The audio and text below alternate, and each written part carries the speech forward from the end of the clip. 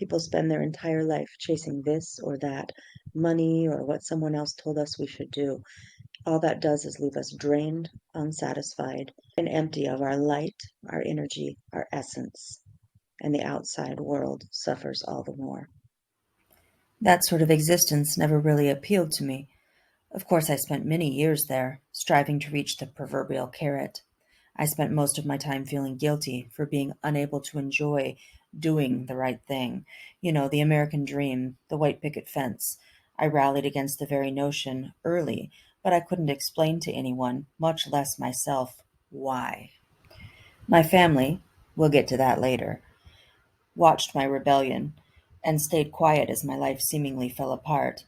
My mother feared I was lost, or worse, broken. But I knew I'd made a conscious choice to be true to myself, despite not knowing who I was yet at all. I pledged to set out on a life's journey to find myself, all the scattered pieces, wherever they were and whatever it took. When I set out, I had no idea what I was doing. Imagine that. I only knew that I was seeking truth and authenticity, whatever that meant, and that I'd know it when I saw it. As a child, I spent a lot of time with my grandma, who spent much of her time playing cards, putting puzzles together, and watching game shows. Much of my early memories are problem solving with her. She and I would spend time racing each other to put puzzles together. I remember back to one particular afternoon where, out of the blue, she remarked, "You're good at putting puzzles together. You'll do just fine in this life."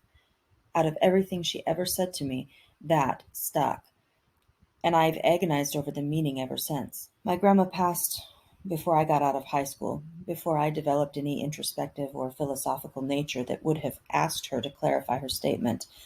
But those words have become a motto or a driver of my life as I continue to seek out the pieces of me bit by bit and assemble them into something I could recognize. These pieces of me are pieces of the collective, like stars are pieces of constellations, and constellations are pieces of the sky. Each of us is an assemblage of our own truths, our own authenticity, and our own light. Some of us are born whole and know who we are, but others, like myself, aren't so lucky and must spend concentrated effort to put our puzzles, ourselves, together. All we can do is shine for each other, and in doing so, darkness will become less and less overwhelming as we focus on the shining lights within one another. Thank you, Grandma, for giving me the first piece of my puzzle.